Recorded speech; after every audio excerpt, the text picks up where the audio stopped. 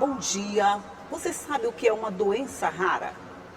Apesar de ser um termo meio incomum no nosso dia a dia, existem mais de 6 mil tipos de doenças raras e só aqui no Maranhão chega a cometer cerca de 500 mil pessoas. E é sobre isso que nós vamos conversar no programa de hoje. E quem vai falar para a gente sobre esse assunto foi a doutora Elis Lima, que é médica geneticista. Bom dia, doutora Elis. Bom dia. Seja muito bem-vinda. Muito obrigada, bem feliz de estar aqui falando sobre esse tema. Primeiro, vamos dizer o que é uma doença rara. Tá. Doenças raras é um termo guarda-chuva, né? É um termo que abrange várias doenças, que elas têm em comum a frequência bem baixa na população. Tem várias definições, né? Mas ultimamente a gente tem usado que é menos de 1 a cada 2 mil indivíduos, afeta menos de 1 a cada 2 mil indivíduos, né? Então são doenças que são individualmente muito raras, mas em questão de sintomas elas são muito abrangentes. Pois é, a gente disse que ela é rara, mas existem 7 a 8 mil tipos de doenças, né? E só aqui no Maranhão chega a cometer mais ou menos 500 mil de pessoas, né? Isso, exatamente. Individualmente elas são raras, mas como elas são muitas, né, os pacientes são numerosos. As doenças são raras, mas os pacientes são numerosos. 8 mil doenças raras juntas acabam tendo uma prevalência que varia de 6 a 8%, de acordo com vários estudos, né? Então isso acaba gerando um impacto importante no sistema de saúde, né? Porque as doenças individualmente são raras, mas elas são muitas, acabam tendo uma frequência alta na população. Entendi. E o diagnóstico desse tipo de doença, ela pode se confundir com uma outra doença? Pode confundir o paciente, pode confundir até o médico na hora do diagnóstico? Com certeza. São condições que individualmente elas são raras, pouco conhecidas, tanto pelos médicos quanto pela população geral. Então, o mais comum é que esse paciente passe por um processo de odisseia diagnóstico, uma peregrinação por vários médicos, vários especialistas, até chegar num diagnóstico, assim, mais de 5 especialistas, né? Às vezes com atraso de 5 a 10 anos no diagnóstico. Anos? Anos. Às vezes demora anos até o paciente chegar num diagnóstico. Se demora tanto o diagnóstico, é besteira eu falar que ele pode até morrer antes de conseguir esse diagnóstico? Não, realmente muitos pacientes acabam indo a óbito sem diagnóstico, né? Uma causa misteriosa, fica ali como outra coisa mais comum, Causa mas na definida, verdade, no caso, né? mas na verdade era uma doença rara, né? Entendi. Como é que faz, por exemplo, o paciente de alguma forma, ele tem algum indício de que ele possa ter uma doença, tem algum sintoma que leve a pensar assim, esse paciente tem uma doença que não é tão comum?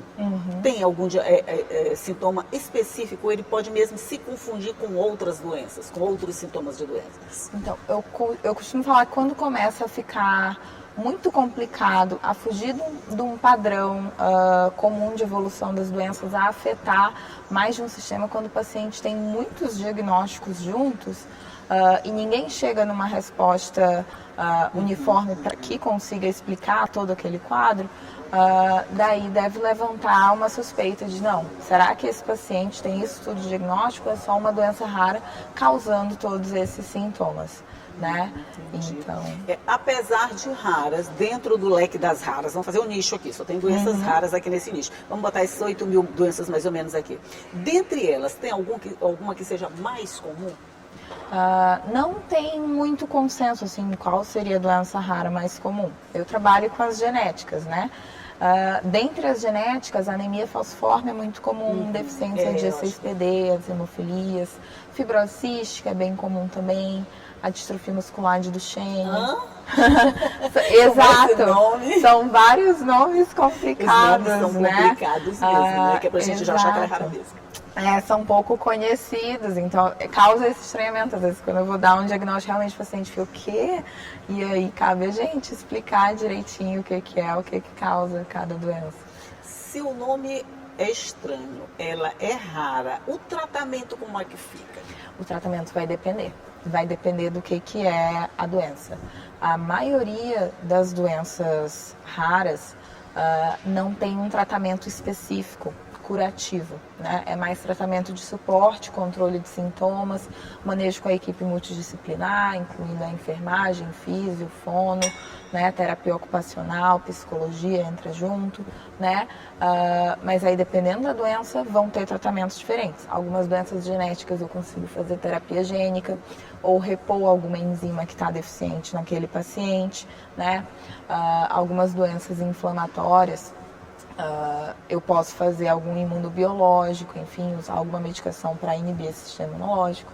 E é isso, a gente depende muito da doença. Depende de cada caso. Cada caso é um caso. Literalmente, nesse caso, eu acho que cada caso é um caso. E a doença é tão rara que acho que até os médicos especialistas são um pouquinho raros também, não é? A gente tem quantos geneticistas, médicos geneticistas aqui no Maranhão para atender essa demanda?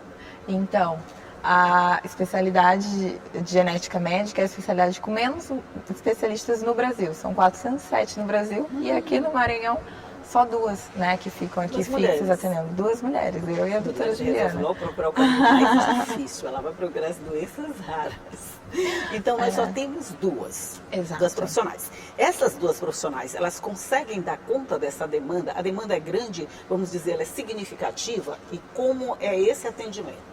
Então, você imagina, né? O Maranhão é um estado com quase 7 milhões de habitantes, né? Com as doenças raras afetando 6 a 8% da população. Então, a gente estima mais ou menos seria ali 500 mil, né? Então, é toda essa demanda para duas pessoas, né? No SUS... Olha, vocês têm bastante serviço. Muitas vezes, às vezes, o paciente não sabe que precisa de um médico geneticista e nem o médico sabe que precisa encaminhar para o médico geneticista. Por isso é importante essa conscientização sobre doenças raras. Então, se rodou, não chegou no diagnóstico, pode ser uma doença rara, né? É complicada a situação. Também porque quando a gente fala assim, médico geneticista, a gente já imagina uma coisa assim muito sofisticada, de difícil acesso, que a gente vai pagar muito caro, que o sistema de saúde público não oferece. Eu acho que só o nome já leva a essa falta de conhecimento de que é um profissional que está ali para te ajudar e que está à disposição. Para vocês funciona assim também? Quer dizer, a dificuldade das pessoas acessarem médicos, como você vai, por exemplo, a um urologista, a um ginecologista, que são muito comuns? Então, no sistema privado é bem fácil de acessar um médico geneticista, né? No SUS, aí a história é mais complicada, né? Desde 2014, a gente tem a Política Nacional de Doenças Raras, que estabelece a criação de centros de referência em doenças raras, serviços especializados em doenças raras, e aqui no Maranhão ainda não tem nenhum serviço de raras habilitado por essa política, né? Desde 2014. Ainda não tem? Ainda não tem. A APAI tem tramitado lá no Ministério da Saúde para ser centro de referência, mas ainda não saiu o parecer final, né? Então, aqui no Maranhão a gente tem um serviço no SUS que atende esses pacientes do Maranhão inteiro, que é o Hospital Infantil Dr. Juvencio Matos. E é hospital infantil, atende apenas as crianças. Um hospital infantil, então apenas para as crianças? Apenas para as crianças, né? Então, aqui no Maranhão, no SUS, para adulto, não tem atendimento com o médico geneticista. Não sei para as gestantes na Marli Sarney, né? No antigo Marli Sarney, que é a maternidade de alta complexidade do Maranhão. Meu Deus, se a gente tem mais ou menos 500 mil pessoas que possivelmente são atingidas por essas doenças, a gente tem 2 profissionais e o sistema de saúde não oferece o tratamento para adulto, como é que a gente fica, doutora? Desassistido. Oh, meu Deus. Né? Os adultos assim, né? no SUS ficam desassistidos, assim. Então, se não for pelo setor privado, atualmente, o Estado, a Prefeitura, a União não tem contratos com médicos geneticistas, assim, suficientes para atender os adultos, né? O hospital universitário não, que seria... o hospital universitário não tem também? Não tem médico geneticista, né? Olha, acho que eu até fiquei sem pergunta depois dessa. Vamos fazer um intervalo? Vamos fazer um intervalo, a gente vai tomar um cafezinho, ver se a gente descobre uma alternativa. E quando a gente voltar, a gente já conta pra você. Um minutinho só, eu volto já já.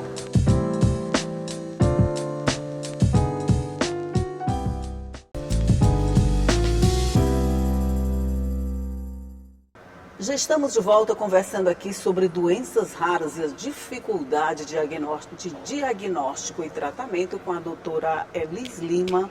A gente ficou lá naquele impasse do primeiro bloco, como é que fica as pessoas desassistidas, não tem como fazer, e essas coisas. Vamos voltar para a criança, que eu acho que fica mais fácil. A criança, por exemplo, ela foi diagnosticada com uma doença dessa. Ela vai ter um tratamento garantido? Então, o diagnóstico precoce é a chave, assim, nessas doenças genéticas de manifestação na infância. Muitas vezes pode fazer a diferença entre a vida e a morte, né?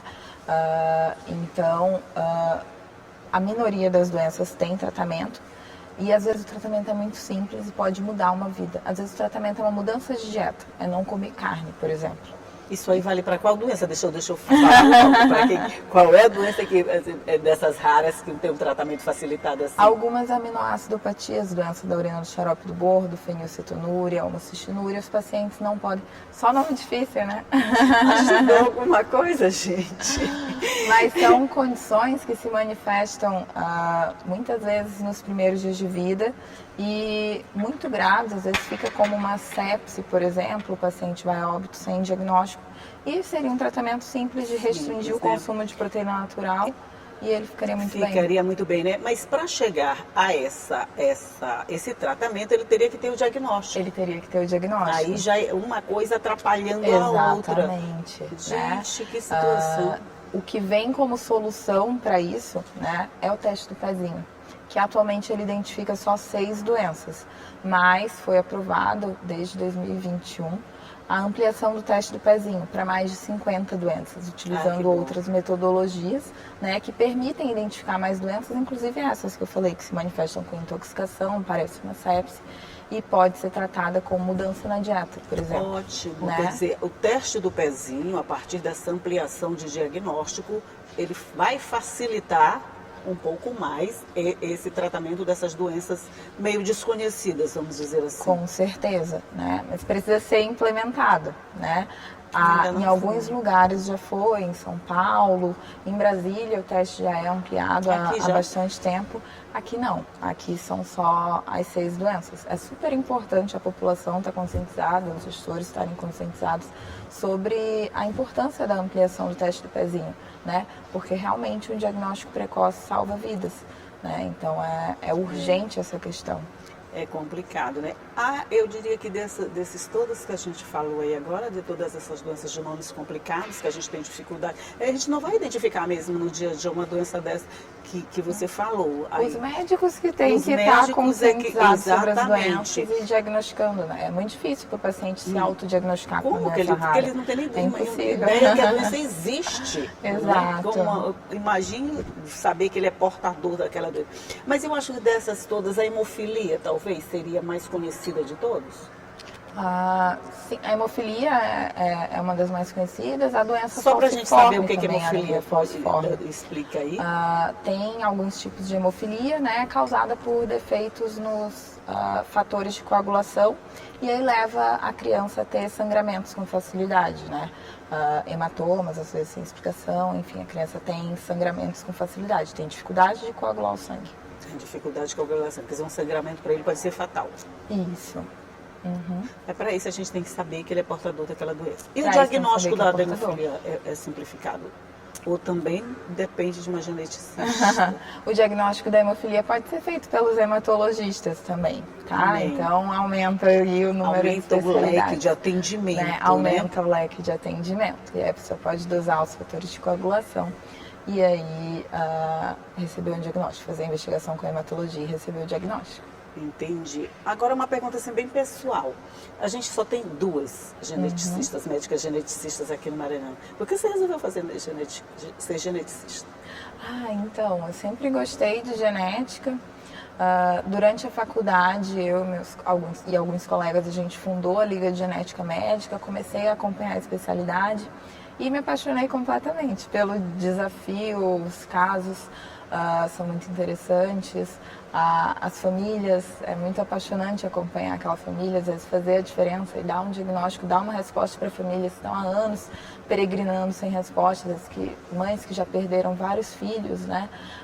E aí você conseguir, sem saber o porquê, e aí você fazer a diferença não só para aquele indivíduo, mas para uma família inteira, é muito gratificante.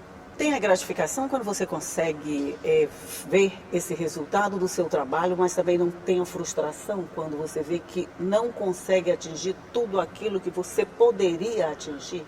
Com certeza. Aqui no Maranhão melhorou bastante, assim, tem melhorado bastante nos últimos anos, mas ainda tem uma certa dificuldade de conseguir certos exames diagnósticos, né, que são mais diferentes, né, voltados para as doenças raras. E aí, muitas vezes acontece do paciente acabar indo a óbito por um diagnóstico que chegou muito tarde. Muito tarde, e que, né? por exemplo, a gente sabe que em outras regiões do Brasil, esse paciente conseguiria um diagnóstico mais cedo e teria uma vida plena. Mas esses desafios também que levam vocês para frente, né? Com certeza, né? Quem gosta de desafio, quanto mais melhor. Com certeza, a gente está sempre na luta ali por conseguir mais exames, melhorar a assistência, lutar por um serviço de doenças raras, né? Para não nadar e morrer na praia, não né? morre, que nem não. a gente fala. Dessas 7 a 8 mil doenças que a gente falou lá no começo, que formam esse nicho de doenças raras, quantas mais ou menos teriam um diagnóstico mais simplificado? Porque eu imagino que tem aquelas bem difíceis que são vocês para entender como é que funciona. Mas quais dessas teriam um diagnóstico mais facilitado? Quantas mais ou menos? Vocês têm uma noção disso? Ó, as doenças raras têm em comum a frequência baixa na população. 80% delas são genéticas. Então, boa parte dessas acaba ficando mais com o médico geneticista, né? Algumas que são da hematologia, por exemplo, a hemofilia, a doença falciforme, até a doença de G6PD pode ser vista com hematologista, né? Mas boa parte dessas doenças genéticas acaba ficando com o geneticista, às vezes o neuropediatra também, tá? Dos outros 20%, tem condições infecciosas, que aí seriam vistas pelo infectologista, e aí tem uma gama de exames. Tem uma possibilidade de um diagnóstico, pelo menos vamos recipiente lá no começo, que depois passaria para o geneticista e concluiria. Mas tem a possibilidade de ser detectado por outro especialista, é isso, né? Sim, tem outras doenças de outras causas. Infecção, por exemplo, não fica com o geneticista, vai ser o médico infectologista, né? Tem doenças inflamatórias, que é com reumatologista, lúpus, né? Streiff-Strauss, enfim, outras doenças reumatológicas ficam com o reumatologista. Tem alguns cânceres raros também, que aí é com o oncologista. Né? Sim, então, sim. É um termo que envolve realmente muitas doenças. Né? E às vezes muitos especialistas também. Isso, de causas diferentes, que vários especialistas cuidam, né? Então são muito heterogêneas. Quando você fala uma doença genética, isso significa que mais pessoas da uma mesma família podem ser atingidas pela mesma doença? Sim, tá? As doenças genéticas, às vezes elas são herdadas, às vezes surgem na pessoa, mas muitas vezes tem essa história de terem mais indivíduos afetados na família. Então, o meu avô também teve a mesma coisa, meu pai está tendo agora, eu comecei também, então assim, várias gerações afetadas muitas vezes, às vezes vários meninos na família afetados, como são as condições ligadas ao X, que os meninos são mais afetados, né? Às vezes irmãos, muitas vezes irmãos afetados por condições que a gente diz são recessivas. Né? Então, quando uma doença ou sintomas atingem várias pessoas da mesma família ao longo das gerações, isso já é um indício de que pode ter alguma coisa ali mais específica? Com certeza, tá? Com certeza. Se tem doenças afetando várias gerações da família, vários indivíduos da família, é super recomendado que o indivíduo passe uma consulta com o médico geneticista, passe pelo processo de aconselhamento genético, e a gente tente chegar num diagnóstico definitivo para orientar, né, sobre o risco de recorrência, se tem algum tratamento específico, né, qual o prognóstico daquela doença. Entendi. Olha, eu não sei nem dizer assim, com qualquer sintoma procure o médico, porque não vai ser, como é que vai procurar o médico? Procura o seu médico, né? Procure o seu médico, acompanhe bem da sua saúde, procure chegar numa resposta final, que explique bem o seu caso, né? E se não estiver explicar... fugindo, se não explicar, se estiver fugindo de tudo que está mais comum lá nos livros de medicina, procure um geneticista, procure um especialista, né? Que tenha mais experiência. Olha, a minha única recomendação nesse momento é o teste do pezinho, o teste do pezinho, como a doutora Elis falou, pode dar um indício de futuras doenças que sejam raras, vamos dizer assim. Não sei nem o nome delas direito, não aprendi nem o nome. Mas procurando especialista, a gente vai chegar a esse diagnóstico, que a gente espera não seja tardio, pode não ser precoce, mas pode dar tempo sim de salvar uma vida. Doutora Elis, e eu vou ficar torcendo também para que tenha mais especialistas aqui no Maranhão. 2 está muito pouco, a gente tem uma população muito grande.